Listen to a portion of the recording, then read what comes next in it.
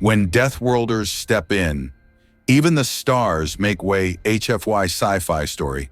Captain Zara Blackwood gripped the command console of the research vessel Prometheus as another gravitational wave slammed into their hull.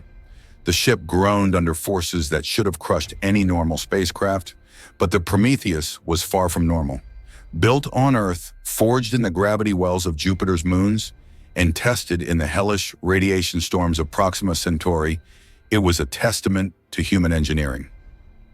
"Captain, we're receiving another transmission from the HFY Sovereignty," reported Lieutenant Commander Avon Reyes, his cybernetic eye glowing as he processed the incoming data. "They're pleading with us to turn back. They say no species has ever survived passage through the Maelstrom Nebula." Zara looked out at the swirling chaos before them. The Maelstrom Nebula was a region of space where reality itself seemed to break down. Gravity wells shifted without warning. Time moved at different rates in pockets of distorted space-time, and radiation levels that could sterilize entire worlds pulsed through the cosmic storm like a heartbeat. To most galactic civilizations, it was a wall marking the edge of explored space. To humans, it was Tuesday. "Tell the HFY we appreciate their concern," Zara said with a grin that would have terrified most aliens. "But we didn't come this far to turn back now." "Dr. Knox, what's our status on the dimensional anchors?" Dr. Kai Knox looked up from his quantum mechanics console, his weathered face bearing the scars of a dozen impossible expeditions. At 63, he was one of humanity's foremost experts on exotic physics, and the only person crazy enough to volunteer for this mission. "Dimensional anchors are holding steady, Captain. The gravitational flux is actually helping stabilize our position in normal space-time. It's like surfing a tsunami while juggling antimatter." "Excellent analogy," Zara replied, "and terrifyingly accurate. How long until we reach the center?" 18 hours at current velocity, Knox reported. "But Captain, the energy readings from the nebula's core, they're unlike anything we've ever detected. We're talking about forces that dwarf supernova explosions, contained in a space smaller than Earth's solar system." Zara nodded grimly.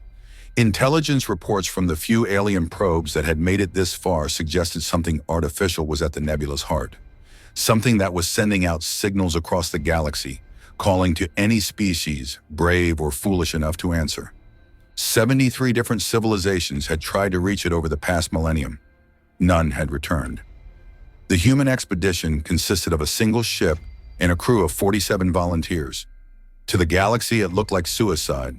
To humanity, it looked like exactly the kind of challenge they lived for. "Captain," called out communications specialist Luna Park from her station, "we're getting something strange on the long-range sensors. There's a ship following us, and it's not alone." Zara moved to the tactical display, her expression darkening as she saw the sensor readings.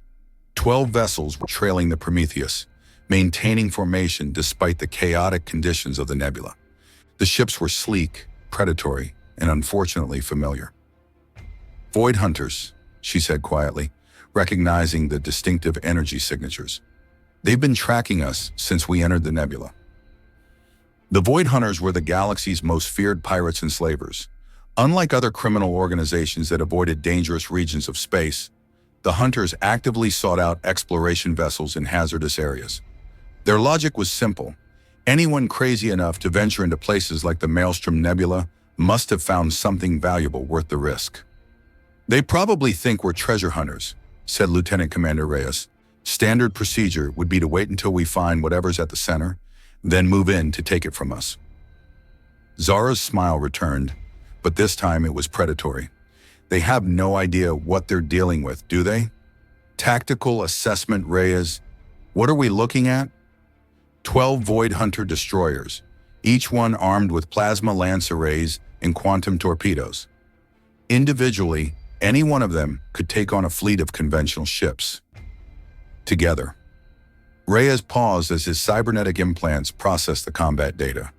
Together, they represent enough firepower to sterilize a small moon. "And our response?"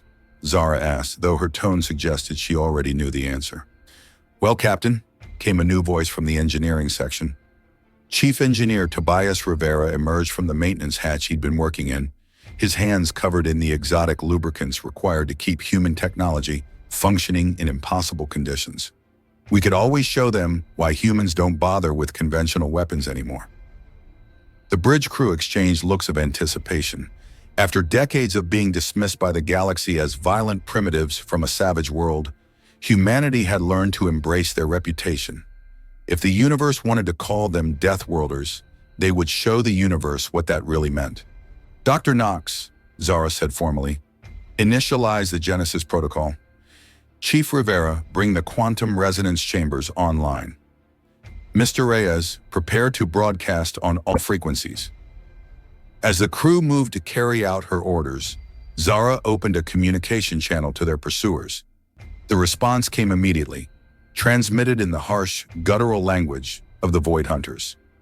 Attention, human vessel, came the translated message. You are now the property of Warpack Alpha. Prepare to be boarded. Any resistance will result in the systematic torture of your crew before they are sold to the flesh markets of Kepler Station. Zara waited for the transmission to end before responding. When she spoke, her voice carried the calm confidence of someone who had never encountered a problem that couldn't be solved with sufficient application of human ingenuity and controlled violence. Attention Void Hunter vessels, she began. This is Captain Zara Blackwood of the Terran Exploration Corps. You are currently pursuing a human expedition into one of the most dangerous regions of space known to galactic civilization. I strongly advise you to reconsider your current course of action. The Hunter response was immediate and predictable. Human threats mean nothing to the Void Hunters. We have conquered species far more advanced than your primitive race. Surrender now or face annihilation. Fascinating, Zara replied. You know, throughout history, every species that has underestimated humanity has said something very similar. Dr. Knox, are we ready? Genesis protocol is fully initialized, Captain. Quantum resonance chambers are operating at 127% efficiency. The nebula's energy fields are actually enhancing our systems beyond normal parameters. Zara's grin widened. The Genesis protocol was humanity's answer to the galaxy's assumption that they were technologically inferior. While other species focused on building bigger guns and stronger shields, humans had taken a different approach. They had learned to weaponize the fundamental forces of the universe itself. Void Hunters, Zara broadcast. You wanted to see what makes humans different from every other species in the galaxy. Consider this a demonstration. The Prometheus suddenly stopped moving through the nebula's chaotic space-time. For a moment it seemed to hang motionless against the swirling cosmic storm. Then reality began to bend around the human ship. Dr. Knox's quantum resonance chambers created a localized distortion in space-time, using the nebula's own chaotic energy as fuel. What happened next violated several laws of physics and most concepts of common sense. The Prometheus didn't just disappear. It took a chunk of reality with it, creating a pocket dimension where different rules applied. Inside this pocket, time moved at humanity's discretion. The laws of causality became suggestions. Energy and matter obeyed human will rather than universal constants. It was a technology that most species would have considered impossible, even if they could understand the theoretical principles involved. The Void Hunters suddenly found themselves facing an empty patch of space where their target had been. Their sensors detected nothing. Their weapons had no target to lock onto. For the first time in their predatory careers, they were completely helpless. Then the Prometheus reappeared, but it wasn't alone. What emerged from the pocket dimension looked like the Prometheus, but it was wrong in ways that hurt to perceive. The ship existed in multiple states simultaneously, its hull showing battle damage from conflicts that hadn't happened yet, and repairs from technologies that didn't exist. It was the same vessel, but it had experienced possible futures where humanity had continued developing their reality manipulation technology. Void Hunters, came Zara's voice, now carrying harmonics that seemed to come from several different timelines at once. Meet the Prometheus from next Tuesday. She'd like to have a word with you. The temporal echo of the Prometheus opened fire with weapons that wouldn't be invented for another decade. Causality-inverting torpedoes struck the Hunter vessels, causing them to experience their own destruction before the weapons were even fired. Plasma beams that existed in 17 dimensions simultaneously carved through their shields as if they were made of tissue paper. In less than 30 seconds, 12 of the galaxy's most feared warships were reduced to expanding clouds of superheated gas.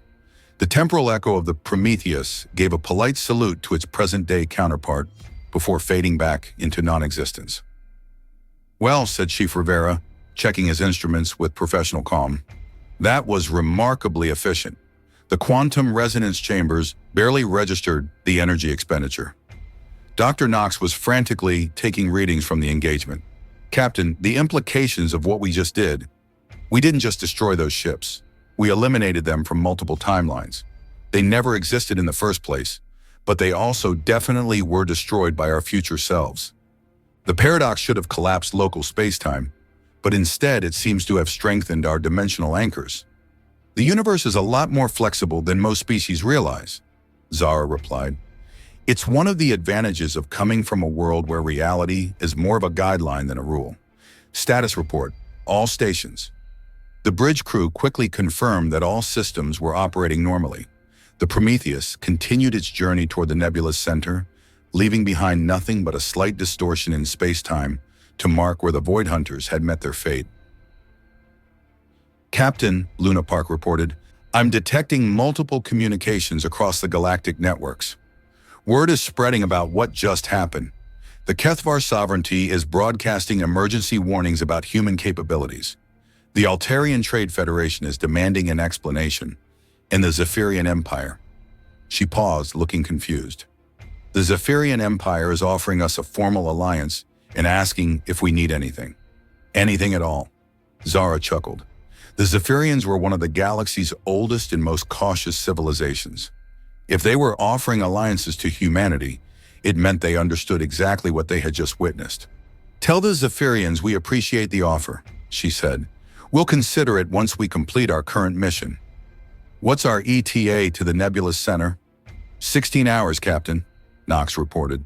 "The dimensional distortion from our engagement actually accelerated our passage through the worst of the gravitational shears. We should reach the source of the signals ahead of schedule." As the Prometheus continued deeper into the Maelstrom Nebula, Captain Blackwood reflected on humanity's journey to this point. For decades after first contact, humans had been dismissed as violent primitives from a death world. Other species had better technology, older civilizations, more advanced understanding of physics and mathematics. What they hadn't understood was that coming from Earth, a world where the weather could kill you, the wildlife actively hunted intelligent species, and the very geology was trying to eliminate all life, had given humanity something no other species possessed. They had learned to thrive in conditions that should have been impossible to survive. More importantly, they had learned to turn impossibility into opportunity. "Captain," Dr. Knox called out, his voice tight with excitement, "I'm reading massive energy spikes from the nebula's center. We're approaching something artificial, but the scale... Captain, whatever built this makes our largest space stations look like toys." The view screen cleared as they emerged from the worst of the nebula's interference. Before them hung a structure that defied comprehension. It was a construct the size of a small moon, but it wasn't built from any known materials. Instead, it seemed to be woven from crystallized space-time itself, its surfaces reflecting light that had never existed, and casting shadows into dimensions that weren't there. "My God," whispered Lieutenant Commander Reyes. "It's beautiful." "It's also scanning us," reported Luna Park. "Multiple sensor sweeps, each one using principles of physics I don't recognize. Whatever intelligence built this, its technology is millennia ahead of anything in our databases." The scanning stopped. For a moment, the ancient construct hung silent in the chaos of the nebula. Then it began to transmit. The signal that reached the Prometheus wasn't composed of electromagnetic radiation or quantum fluctuations. Instead, it spoke directly to their minds, conveying meaning through pure concept and understanding.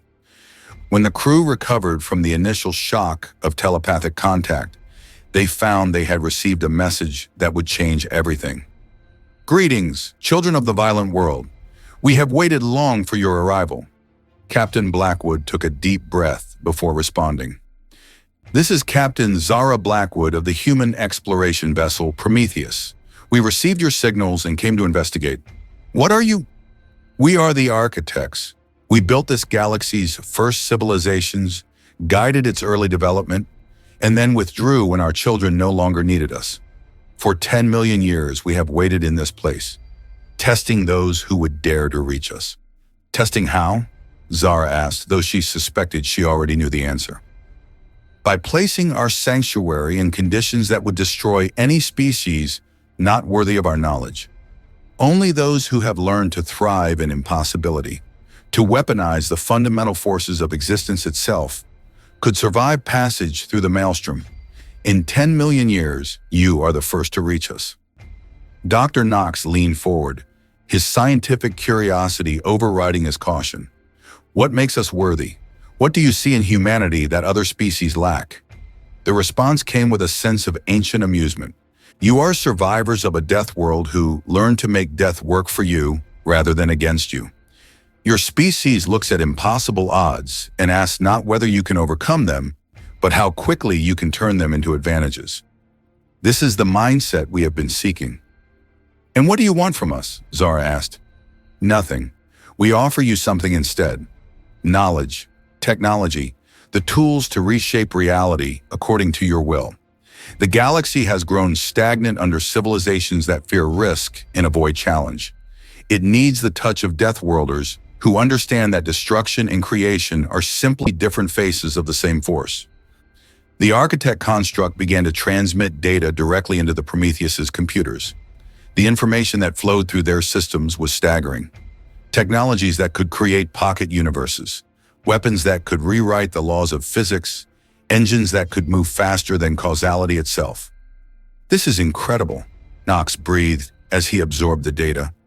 Captain, with this knowledge, we could become the dominant force in the galaxy within a generation. Or we could destroy everything, Zara replied thoughtfully. This kind of power comes with enormous responsibility. Indeed, the architects agreed. This is why we chose you. Other species would use such knowledge to conquer or to hide. Humans will use it to explore, to protect, and to push the boundaries of what is possible. You understand that true strength comes not from avoiding risk, but from dancing with danger until it becomes your partner. The data transfer continued for hours. When it was complete, the Prometheus had become something unprecedented, a human vessel equipped with technology that could reshape the fundamental nature of reality. But more importantly, humanity now possessed the knowledge to lift their entire species to a level of development that would make them the galaxy's guardians. Our time is ending, the architects transmitted as their construct began to fade. We have given you our legacy. Use it wisely.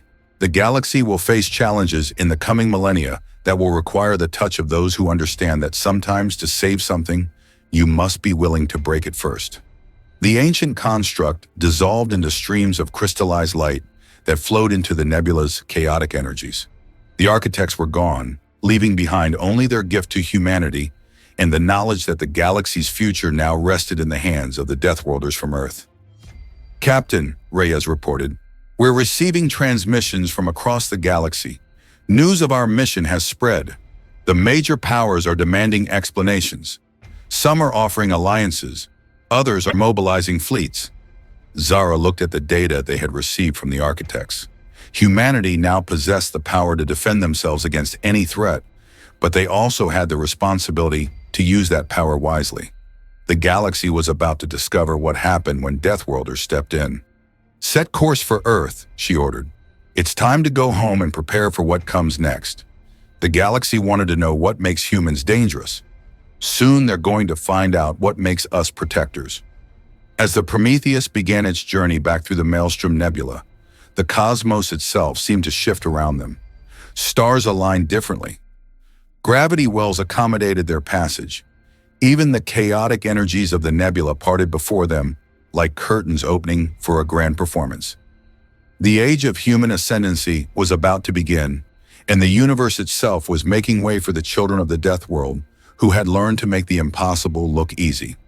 6 months after the Prometheus returned from the Maelstrom Nebula, the galaxy was a very different place.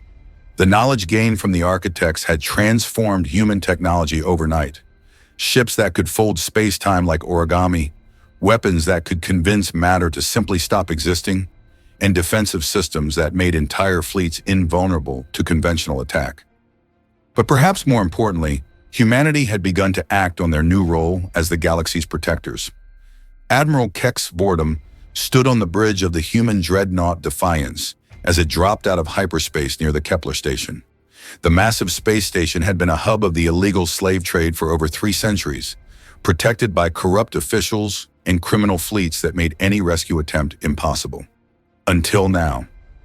"Admiral," reported his tactical officer, Commander Nova Sterling, "Kepler Station is launching their defense fleet, 47 vessels of various classes, including 3 heavy cruisers equipped with exotic matter cannons." Kex nodded calmly. The Defiance was alone against a fleet that could have challenged entire star systems. By conventional military thinking, the engagement should have been impossible. But human military thinking had evolved beyond conventional limits. "Open a channel to the station," he ordered. The response came from War Chief Scarex, the Void Hunter leader who controlled Kepler Station's slave markets. "Human vessel, you are trespassing in sovereign criminal territory. Withdraw immediately or face annihilation." "War Chief Scarex," Kex replied with deadly calm. "This is Admiral Kex Vordum of the Terran Defense Corps. You are harboring approximately 40,000 illegal slaves from 17 different species. You have 30 minutes to release them and surrender for trial. After that, we will consider you a valid military target." Scarex's laughter echoed across the communication channel. "One ship against my entire fleet? Humans are even more arrogant than we thought. Watch as we demonstrate why the Void Hunters rule this sector." The criminal fleet opened fire with everything they had. Energy beams, plasma torpedoes, and exotic matter projectiles converged on the Defiance with enough force to vaporize a small moon. The attack should have destroyed the human ship instantly. Instead, the weapons passed through empty space where the Defiance had been. The ship had shifted into a parallel dimension where the attacks simply didn't exist. Then it shifted back, completely unharmed. "Interesting strategy," Kex observed. "Commander Sterling, prepare the reality anchors. Let's show them what happens when you threaten innocent lives in front of Deathworlders." The Defiance activated its architect-enhanced weapon systems. Reality anchors deployed around the criminal fleet, creating a localized field where human technology dictated the laws of physics. Within that field, the Defiance became functionally omnipotent. Gravity reversed itself around the enemy ships, causing them to implode under their own mass. Time moved backward for their weapons, causing explosions to return to their source. Space itself twisted into knots that turned the fleet's formation into a 3-dimensional maze with no exits. In less than 5 minutes, 47 warships had been reduced to helpless wreckage, drifting in impossible geometric patterns. The crews were still alive. Humans didn't believe in unnecessary killing, but their ships would never threaten anyone again. "This is Admiral Vordum to Kepler Station," Kex broadcast. "Your fleet has been neutralized. You now have 25 minutes to release the slaves and prepare for occupation. Any attempt to harm the prisoners will result in more direct intervention." The station's response was immediate surrender. Within hours, the largest slave market in the galaxy had been shut down permanently. 40,000 beings from across the cosmos were free, and the criminal organizations that had operated with impunity for centuries suddenly realized that humanity was no longer content to ignore injustice simply because it was happening far from Earth. Back on Earth, President Donna Vasquez addressed the Galactic Assembly via quantum communication. Her message was being broadcast to every inhabited system in the galaxy, translated into thousands of languages, and transmitted across impossible distances in real time. "Fellow inhabitants of our galaxy," she began, "humanity has been given a great gift, the knowledge and power to protect those who cannot protect themselves. We do not seek dominion over other species. We do not demand tribute or submission. What we offer is simple: the guarantee that freedom, justice, and the right to exist peacefully will be defended wherever they are threatened." The response from across the galaxy was immediate and overwhelming. Some species offered immediate alliance with humanity, recognizing them as the protectors they had always needed. Others demanded that humans cease their interference in galactic affairs. A few attempted to form coalitions to resist what they saw as human expansionism. All of them learned the same lesson that the Void Hunters had discovered. When Deathworlders decided to act, the universe itself seemed to conspire in their favor. Dr. Kai Knox, now director of the Terran Institute for Applied Impossibility, worked in laboratories that existed in 17 dimensions simultaneously.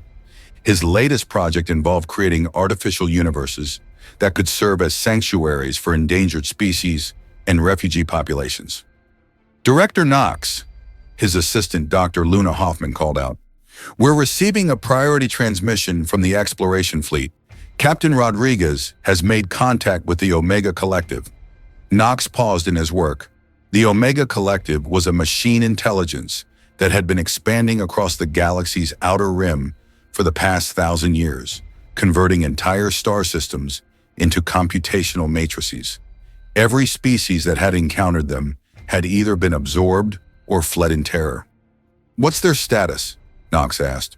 Captain Rodriguez reports that the collective attempted to assimilate her crew and ship. The attempt failed when their nanites encountered human biology enhanced with architect technology. The machines couldn't process the contradictions in human physiology and shut down. The collective has requested negotiations. Knox smiled. Even ancient machine intelligences, it seemed, had to acknowledge that humans were just too stubborn to be processed by conventional logic. A year later, the galaxy had settled into what historians would later call the human peace. Criminal organizations had been dismantled or reformed. Oppressive governments had learned to treat their citizens with dignity. Ancient conflicts between species had been resolved through human mediation, backed by the implicit threat of reality-warping intervention. But perhaps the most remarkable change was in exploration. Inspired by humanity's example, dozens of species had begun pushing into previously forbidden regions of space. The deadly radiation storms around neutron stars became highways for ships equipped with human-designed shielding. The gravitational maelstroms near black holes became sources of exotic energy. Even the void between galaxies was no longer an impassable barrier. Captain Zara Blackwood, now promoted to Admiral of the Exploration Corps, stood on the observation deck of the new Prometheus as it prepared to enter a wormhole that led to the Andromeda Galaxy. Behind her, a fleet of ships from 30 different species waited to begin the greatest exploration mission in galactic history. "Admiral," her first officer commander Tobias Chen reported, "all ships report ready for the transgalactic jump. The architect drives are operating at optimal efficiency." Zara looked out at the swirling vortex of the artificial wormhole. Creating stable passages between galaxies had been impossible before humanity gained access to architect technology. Now it was just another Tuesday in the life of a Deathworlder. "You know," she said to her crew, "a few years ago, the galaxy thought we were primitive savages from a death world. They couldn't understand how we survived on a planet that was actively trying to kill us." "And now?" asked Dr. Rivera, the ship's chief engineer and chaos theorist. "Now they realize that surviving a death world wasn't our limitation," Zara replied with a grin that would have terrified most aliens. "It was our training. The universe thought it could break us with impossible odds and deadly challenges. Instead, we learned to dance with impossibility until it became our partner." The new Prometheus entered the wormhole, leading the greatest expansion of civilization in galactic history. Behind them, the Milky Way continued to thrive under the protection of the species that had learned to weaponize their own refusal to give up. Across the cosmos, ancient powers that had slumbered for millions of years began to stir. They had felt the ripples of humanity's ascension, the disturbances in reality that marked the rise of a species that treated universal constants as polite suggestions. Some were curious, others were concerned, a few were actively hostile. All of them would soon learn the same lesson that everyone else had discovered. When Deathworlders step in, even the stars make way. The age of human expansion had begun, and the universe itself was about to discover what it meant to be explored, protected, and occasionally saved by a species that had turned surviving the impossible into an art form. In the deepest reaches of space, ancient entities that had ruled entire galactic clusters began to take notice of the small blue world and its remarkably stubborn children. They were about to learn why humanity's greatest strength had never been their technology or their weapons. It was their complete inability to accept that anything was truly impossible. The stars themselves seemed to shine brighter, as if the universe approved of its new guardians. And in the darkness between galaxies, new lights began to appear as humanity carried the torch of exploration and protection into realms that had never known the touch of those who understood that the only way to truly live was to dance with death, until it became your closest friend. The galaxy had wanted to know what made humans dangerous. Now it knew the answer. Humans weren't dangerous because they came from a death world. They were dangerous because they had learned to make the death world work for them instead of against them. And now they were bringing that lesson to the rest of the universe.